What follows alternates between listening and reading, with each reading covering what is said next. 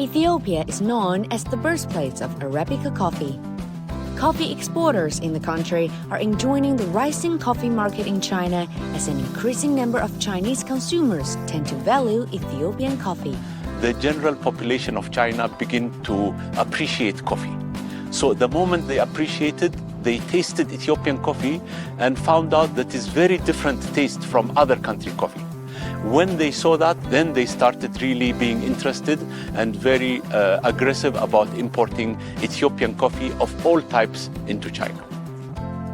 According to data from the International Coffee Organization, China's annual coffee consumption has expanded by an average rate of more than 15% over the past decade, while the international growth rate of coffee consumption stands at 2.2%.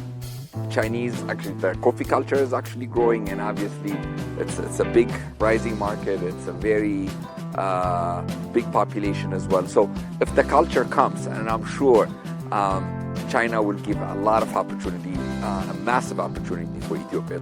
Chinese is a new emerging market. Any businessman cannot ignore China. Not only ignore, it has to put number one in any business relation with China. So the Chinese market for Ethiopian coffee is potentially rich. The Ethiopia Coffee and Tea Authority recently announced that the East African nation earned $1.1 billion between June 2022 and April 2023, and China became the seventh largest importer of Ethiopian coffee during the period.